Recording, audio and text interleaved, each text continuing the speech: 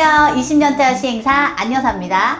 오늘은 제가 시행을 하면서 직접 투자자로서 절대 투자하지 않는 물건 3종류에 대해서 한번 설명을 드려볼게요.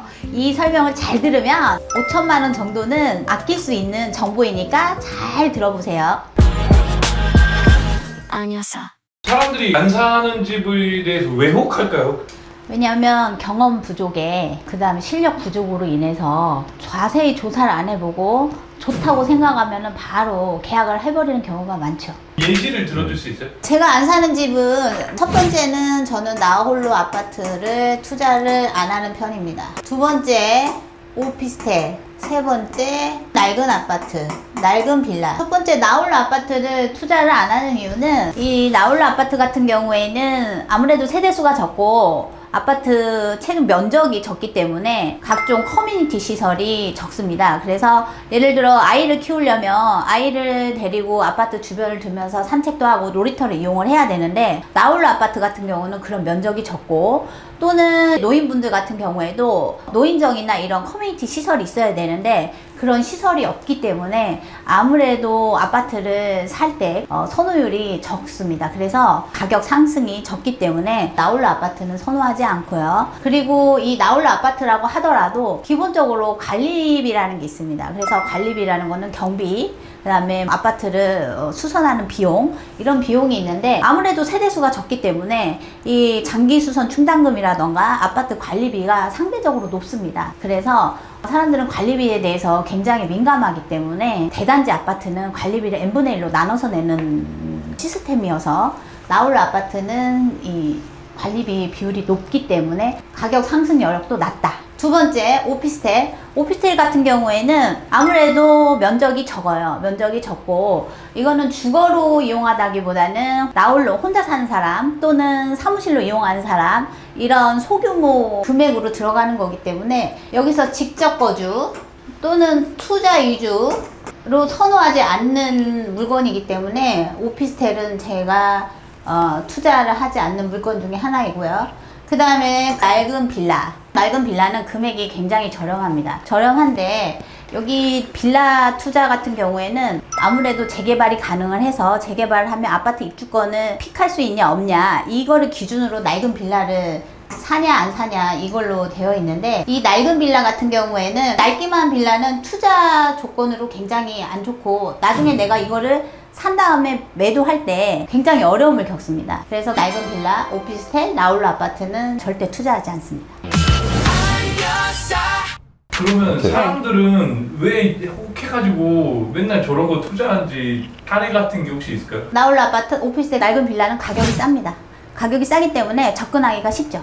그래서 내가 이런 거 하나씩 사고 있으면은 나 그래도 하나 샀구나. 근데 미래에 자산 가치가 오르든지 말든지 관심 없고 서울에 낡은 빌라 하나, 오피스텔 하나, 나홀로 아파트 하나 샀으니까 상승 여력이 있을 것이다. 이런 간단한 접근력을 가지고 매수하게 되는 거죠. 투자의 기본은 내가 투자했을 때 금액이 얼마나 상승할 수 있나, 그리고 그 상승했을 때 내 물건을 받아줄 수요자가 있나, 이거를 생각을 하고 투자를 하는 게 기본입니다.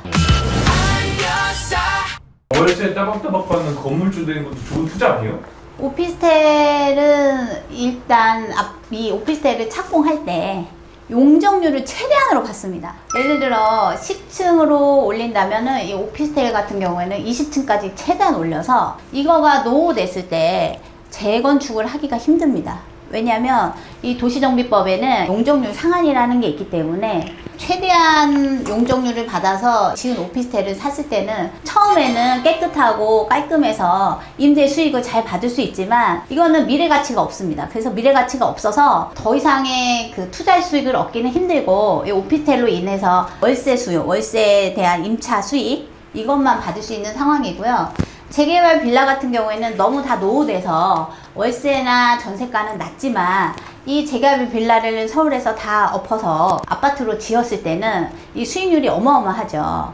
지금 강북의 아파트 같은 경우에도 15억에서 20억 정도를 호가하거든요. 그렇기 때문에 재개발 빌라를 투자를 하면 수익률이 극대화될 수 있는 거죠. 국토부에서 발표한 게 제가 현재 재개발 초기에 5억을 주고 재개발을 샀으면 아파트가 됐을 때는 5배의 수익을 얻을 수 있다고 국토부에서 발표한 적이 있거든요. 그러면 5억을 가지고 5배의 수익을 거두면 25억이라는 차익을 볼 수 있는 거죠. 그래서 오피스텔보다는 재개발 빌라를 투자했을 때 수익성이 크고, 또한 아파트가 되면 제가 거기서 직접 거주하면서 사용 수익을 할 수 있잖아요. 그러면서 가격도 오르는 두 마리 토끼를 잡을 수 있는 상황이 되는 겁니다.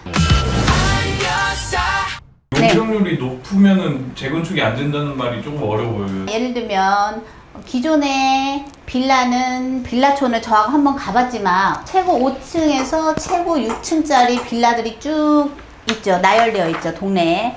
근데 오피스텔 건물을, 보통 건물 높이가 20층 또는 15층 이상 되어 있는 건물을 많이 봤을 겁니다. 대로변에. 그러면은 이 용적률 상한이라는 게 있습니다. 그래서 이게 30년이 되어서 노후돼서 이 오피스텔을 뚫고 새로 짓는다고 했을 때, 이거를 이미 20층이 되어 있는 거를 50층으로 지을 수가 없어요.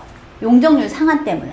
그러면은 투자 가치가 없겠죠. 새로 지으면은, 지어서 기존에 20개를 가지고 30개를 지어야 10개를 가지고 일반 분양을 해서 수익을 내야 되는데, 여기는 20층에서 30층으로 짓는 게 어렵기 때문에 오피스텔은 수익성이 떨어지는 겁니다. 이 재개발 빌라 같은 경우에는 이 5층, 6층짜리 빌라를 용적률을 받아서 28층, 30층까지 올릴 수 있기 때문에 이 수익성이 커지는 거죠. 이 오피스텔 같은 경우에는 뭐 월 50만 원씩 곱하기 12개월 해봤자 연 600만 원의 수익을 걷는 거죠. 근데 그냥 재개발지 빌라를 샀을 때는 처음에 갭 투자 5천을 가지고 샀는데 조합 설립이 되면 여기서 1억이 오르고, 사업시 인가가 되면은 여기서 또 1억이 오르고, 그러면은 2년에 한 번씩 1억, 1억 이렇게 오르면은 2년을 투자했을 때 2억이라는 수익을 버는데, 이 오피스텔을 샀을 때는 600만 원씩 2년 해봤자 1200만 원이죠. 수익률이 어마어마한 차이가 있죠. 그럼 오래된 나홀로 아파트 이런 것도 재건축 좀 기대해봐도 되지 않아요? 이 나홀로 아파트 경우에는 보통 자기가 깔고 있는 아파트 면적 자체가 적습니다. 네, 면적이 넓어야 사업성을 올려야 되는데 면적이 작기 때문에 사업성에 한계가 있습니다. 그렇기 때문에 재건축을 한다고 해도 쉽지도 않고 사업성이 낮기 때문에 이 나홀로 아파트는 투자적으로 굉장히 열악하죠. 그러면 결국에는 이제 오래된 아파트라고 해서 네. 재건축 기대감을 보고 들어가는 게 아니라 네. 실제로 사업성이 나와야 하는지를 봐야 된다는 거죠? 그렇죠. 사업성이 나오는 투자를 하는 게 성공 투자죠. 싼 빌라 이거는 네. 사실 돈 없는 사람들한테는 기회 아니에요? 피디님 같은 경우에는 그냥 낡은 싼 빌라를 사서, 왜 낡은 싼 빌라를 사는 이유가 뭘까요? 돈이 없고 약간 가성비를 느끼기 그럼 위해서 이거는 투자인가요? 그냥 필요해서 사는 건가요? 그냥 필요해서. 살기 위해서. 그러면은 이건 투자가 아니죠. 그냥 제가 돈이 없으니까 그냥 낡은 싼 빌라라도 사서 주거를 하는 거죠. 이거를 내가 그냥 주거로 이용할 것이냐, 아니면은 재개발이 가능한 빌라를 사서 수익성을 낼 것이냐, 이거에 관점을 둬야죠. 경기 북부의 빌라들은 좀 별론가요, 그러면은? 경기 북부의 빌라를 사서 재개발을 노리는 건 좋은 거긴 하나, 일단 직주 근접이 안 되죠. 멀죠. 그렇기 때문에 이왕이면 서울에 있는 재개발이 가능한 낡은 빌라를 투자하는 게 현명한 선택이죠. 지난번에도 얘기했듯이 이 반포 일동 같은 경우에도 정비지수가 높습니다. 서울시에서 내려온 시행규칙 조례 도시정비법에 의한 재개발이 가능한 구역 안에 있는 매물을 사야 됩니다. 반포 일동의 이 10만 제곱미터가 정비지수가 다 높다고 해서 이 10만 제곱미터가 재개발이 다 되진 않습니다. 아까 말씀드렸듯이 재개발이 되려면은 여러 가지 규정이 있어요. 그래서 노후도, 아까 말했듯이 접도율, 과속필지, 주민 동의율, 이런 전반적인 거를 다 체크한 후에 이 구역은 재개발이 가능하겠다 생각되는 구역에 매물을 구입을 하셔야 실패를 안 하죠. 아까 제가 말했듯이 서초구 반포동 720번지 이런 사업성 검토를 했습니다. 근데 보면 아까 제가 말했듯이 노란색 부분 같은 경우에는 이게 정비지수가 재개발이 가능한 정비지수를 가지고 있는 부분이거든요. 이 도심복합 재개발 사업에 대한 그런 사업성 검토를 했는데, 이거는 그냥 한 게 아니고요. 근거법이 있습니다. 교토교통부에서 도시복합 개발 지원에 관한 법률, 서울시의 도심복합 개발 지원에 관한 조례, 도심복합 개발 지원에 관한 시행 규칙을 가지고 이 구역을 그린 거거든요. 그렇기 때문에 이런 전문성을 가지고 일을 하는 부동산이나 아니면은 그런 전문가가 있습니다. 그래서 투자를 할 때는 그냥 뭐 정비지수가 높아서 재개발이 가능하다 이렇게만 주장하는 사람보다는 이런 전문적인 지식을 가지고 그리고 조사한 내용을 가지고 재개발이 가능한 구역이 어디인지를 설명을 듣고 구입을 하면은 성공할 수 있는 투자가 되는 거죠. 제가 예를 들어서 뭐 5천만 원 갖고 있어요. 그럼 1, 2, 3번 말고 대안이 있을까요? 5천만 원 가지고 없죠. 그건 너무 있어. 있어요? 5천만 원을 가지고 재개발에 투자하고 싶다. 어디로 가야 되냐? 성북구 정릉동에 모아타운을 하고 있습니다. 와, 네. 266번지 일대 그쪽으로 가시면 몇 번째요? 성북구 정릉동에 266번지 일대 모아타운을 하고 있습니다. 굉장히 대단지를 하고 있어요. 그쪽으로 가시면은 5천만 원 가지고 투자할 수 있는 물건을 찾을 수도 있습니다. 네. 예를 들면 빌라 매매가가 3억이다. 전세가 2억 5천이 끼어 있다.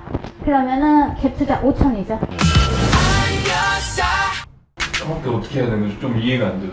예를 들면 성북구 정릉동에 모아타운을 하고 있는 재개발 구역이 있습니다. 현재.